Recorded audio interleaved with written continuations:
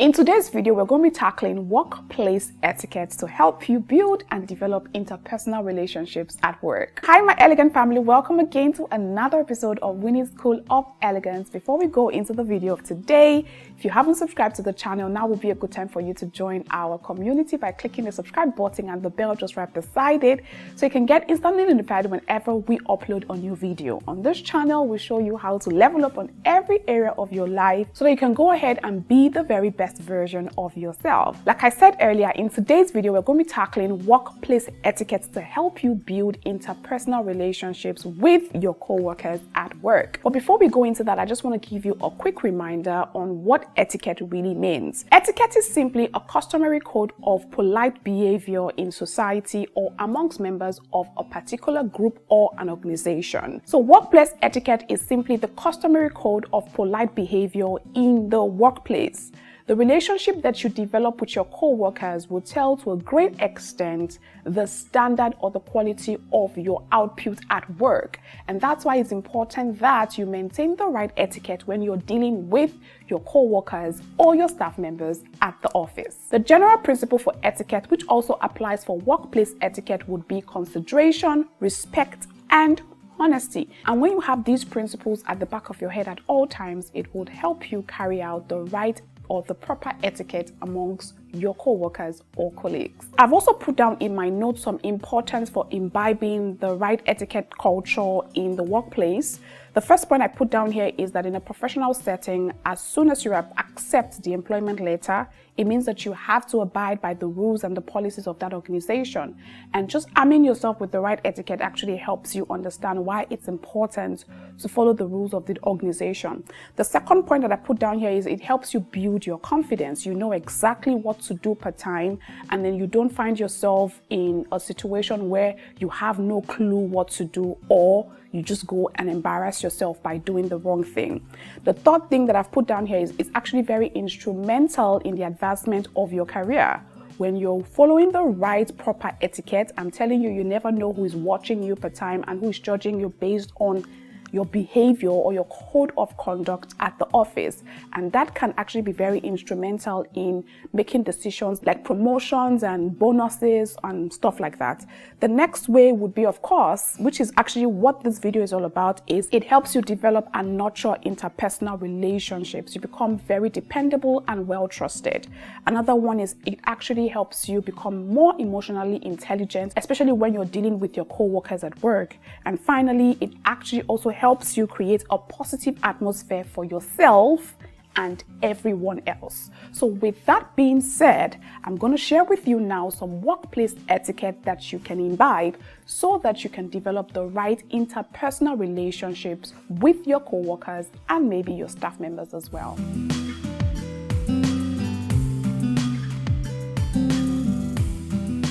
If peradventure you like your job and you love what you do and you want to continue working where you work, the very first etiquette tip here would be for you to familiarize yourself with the vision, the mission, and the goals of the organization where you work in. It's important that you are respecting company policy, you are respecting the goals, you are respecting the vision, you're respecting the mission. You will produce better results if you understand the vision and the mission of the company that you work in. You will produce better results if you understand the goals. If you don't understand it, you'll just be like everyone else who is just waiting to be given an order or an instruction on what to do. Don't be like those people who are just waiting for the boss to say, do this or do that. No. Understand what the company is about, understand where they're headed, understand the direction they're moving in, understand what their short-term goals are, what their long-term goals are. That would actually help you produce maximally, and at the same time, it would also give you an idea on how you can interact or communicate with your co-workers at the office as well. And then most often than not, please also familiarize yourself with the company policies. There are policies and guidelines and rules that have been created by the company for everyone to work and cohabit peacefully and respectfully. It's important that as an employee of that organization, you're familiarizing yourself with the company policies as well. The next point that I've put down here is keep an open mind at work. Now, you'll be experience a diverse group of people from different culture, people from different backgrounds, people who have different beliefs, who share different values and all. And when you are going to work in that kind of organization, you have to remember to keep an open mind. Not everyone is going to believe what you believe. Not everyone is going to share your value. Not everyone is going to share your religion. You might be a Christian and you're working with a Muslim. You need to respect their boundaries, respect their territories, respect their values. Once you're able to keep an open mind and understand that not everyone shares your same values or belongs to your religion, it will actually help you respect your co-workers or your colleagues a whole lot more. You will find that you're not judging or condemning anyone based on their different ideologies. And then, of course, when you find yourself in disagreement or argument, you are arguing or disagreeing from a place of respect and consideration as well, knowing that these people are actually different from you. And this is where emotional intelligence comes into play. So understand that you are playing in the same field with people of different value, background, religion, just different in everything, and not everyone will see things like you see it. And once that is at the back of your head, you definitely would have and nurture very good interpersonal skills with your colleagues at work. The next point that I've put down here will be for you to familiarize yourself with the language or the tone of business communication. So whether it's communication that's done verbally or communication that's done via texting or via email, whatever it is, there is a proper way to communicate at work. You cannot be communicating to your colleague at work like you're communicating to your husband or your wife in your house or in your bedroom. So you need to understand the proper communication tone at work. When you're writing an email, for example, you know not to use things like abbreviations or slangs or emojis and whatnot. When you're communicating with your colleagues and your co-workers or even your staff members, you have to be very mindful of your body language. You have to use the right professional languages. You have to understand how to write out an email correctly. You need to you literally need to understand business communication. You can do further research by reading up on the internet how to communicate in the business world. It would actually help you a whole lot. The next point that I've put down here is make sure you keep to scheduled times, whether they are times that were made or created by you or someone else. This point actually helps you highly respect other people's time. And when you are known as a person who respects other people's time, you will be respected as well. And that is one way you can actually nurture and develop good interpersonal relationship in your place of work. So when you schedule an appointment or you schedule a meeting, whatever it is you're scheduling, ensure that you're keeping to the time. If someone else schedules a time and you have committed to making that time, ensure that you make that time. And if peradventure you can't make the time, always ensure that you send in a word at least 30 minutes before the time saying that you will not be able to make that time. Because I'm sure at 30 minutes before the time, you would already know whether or not you will be able to make that time. The next one I've put down here, this one is actually very, very important, will be for you to pay attention to names. A lot of people actually like to be called or addressed by their first names. So pay attention to names. Don't try to, maybe you want to say something to your colleague and you're like, what's that your name again? It's actually not polite. It's very disrespectful and it makes that person think that you do not value them by not remembering their names. Imagine if someone wants to address you and they go, "Hi Winifred, how are you doing?" It makes you feel good that they have taken the time to remember your name and they're addressing you by your name. And something else I'm going to add on at this point is also familiarize yourself with the code of conduct for what your organization requires when it comes to name calling. So some company policy requires that you address every staff member, regardless of how old they are, by their first name.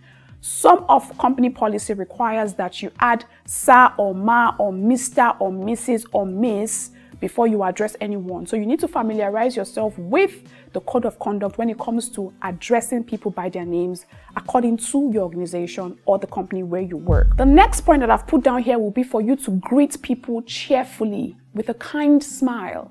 Don't say, "Oh, because I'm working, I'm so busy, I'm a busy bee, you're just Maybe you're passing through the hallway and your colleague is coming, and because you're busy, that's why you now start forming like you're so freaking busy. Don't ignore your colleague. Don't ignore your staff member. It can even be a client. Don't ignore people.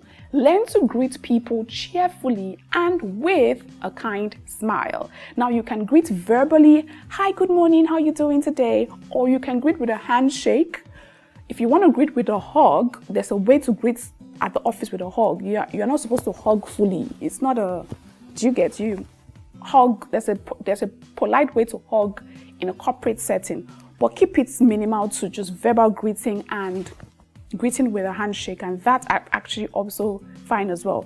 Under that point, I also put that you should also make eye contact when you're greeting whoever you're greeting.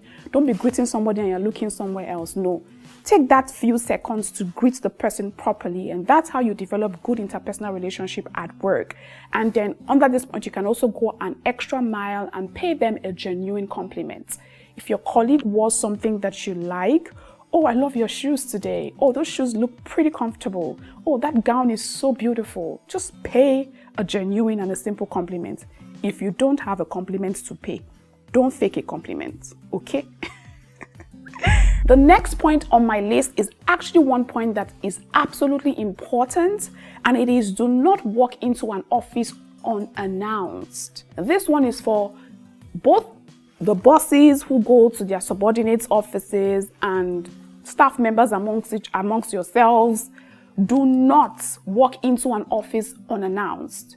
If you want to visit someone's office, it's just a polite thing to do, to maybe just send a text. Oh, I'm stopping over. Is this a good time? Or call. Oh, I'm stopping over. Is this a good time? And if you cannot reach them by phone or text or whatever, you can just simply go and knock. If you don't get an answer, don't enter. When you knock and they grant you permission to come in, you can just simply come in and first things first start by saying, is this a good time to have a conversation or have a meeting or something? And wait for their response. And whatever they tell you, please abide by their response, okay? Because sometimes somebody might really be in the middle of work, a heavy task, and you just barge in and you expect them to drop everything that they're doing just to give you attention. I think that that's absolutely wrong and is very unethical and should not be done. And again, I said this is for both the ogas at the top who think they can barge into their staff member's office and just be like, oh, do this or do that. That's not fair and that's not okay. So please respect other people's privacy and other people's space at the office. The next one will be for you not to gossip or eavesdrop. Give people their privacy. Don't be at the back of somebody's back or don't be behind somebody reading their emails, trying to eavesdrop and poke nose into what is not looking for you. Give people their privacy. And when you find two people discussing in the office environment, please don't eavesdrop on their conversation. Mind your business, okay? The next point that I've put down here would be for you to acknowledge others. Acknowledging others is actually one way to develop a good interpersonal relationship with your co-workers. When you see your co-workers, like I mentioned earlier, passing by the hallway, please stop and pay them a nice compliment or greet them warmly and greet them kindly. When you see them at different points, greet them kindly. When you go into someone's office and maybe they share an office with other people, acknowledge the other people in the office as well, and don't just be stuck on who you're going to see. When you go into a boardroom, for example, and your colleagues are all seated in the boardroom, acknowledge them by just sharing a kind greeting or a kind smile with everyone. Don't ignore people. Be very warm towards them and be very cordial towards them as well. It's actually very, very important. The next point that I've put on my list is during business hours, please do not be an object of distraction to others. I find this happening quite a number of times, like when you know that your colleagues, the place of business is actually a serious place where people are actually using their brains to think and their minds to think, and they actually need the most or the utmost focus and concentration per time. So if you're being an object of distraction, maybe making very loud phone calls, allowing your phone to ring very loudly, especially when you have these very terrible, bad ringtones that literally will scare the dead and raise them up to life, that's a joke. Or maybe you want to call someone and then you're calling them, screaming their name from across the room, or you're playing loud music, or you're playing loud things. Like, no, Don't be an object of distraction. Keep the distraction to the barest minimum and be very considerate. Remember the principles of etiquette that we talked about earlier. Consideration, respect, and what? Honesty. I'm also going to add kindness to that as well, because kindness is actually also important. So consider others and respect them as well, and do not be an object of distraction. The next one I've put down here is be respectful of your staff, of your clients, and your colleagues, regardless of their age. So if you are an elderly and you have colleagues that are younger than you, that's not a reason for you to look down on them. The workplace is a level playing ground. When you are at work, age is not a function of anything. Work is just about output and productivity. Sometimes you find that your boss can even be younger than you.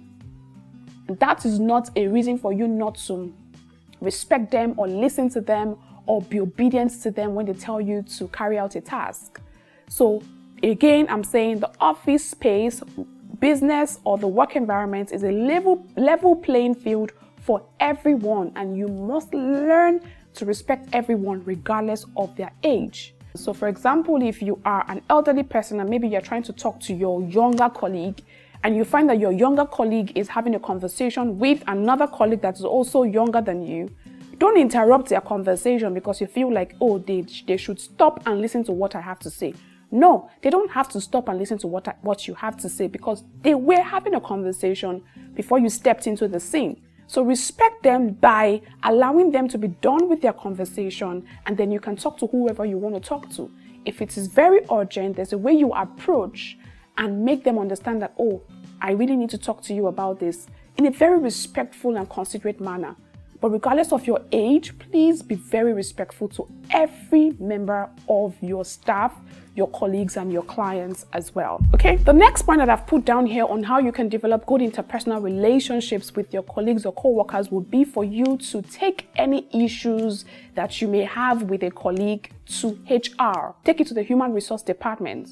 So if you can't handle the issue calmly, respectfully between yourselves or amongst yourselves, it's important that you take the matter to HR and let HR handle the matter according to company policy.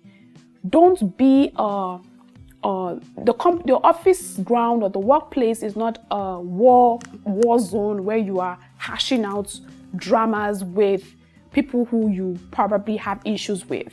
So take the matter to HR and let HR deal with the matter accordingly. And under this point, I would also say, don't play office politics. As an elegant person, don't get yourself in office politics. Don't be taking sides and trying to be on one person's side. And no, be on a neutral playing field and be nice, considerate, respectful of everyone.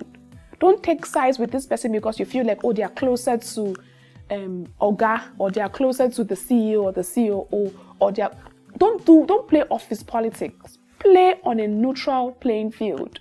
Okay? The next point that I've put down here on how you can develop good interpersonal relationship with your colleagues would be, if a colleague has done something wrong, don't be too quick to throw them under the bus. I find that some people, whenever they always wait for a colleague to do something wrong or maybe make a mistake at work, so that they can take advantage of that and shine their lights.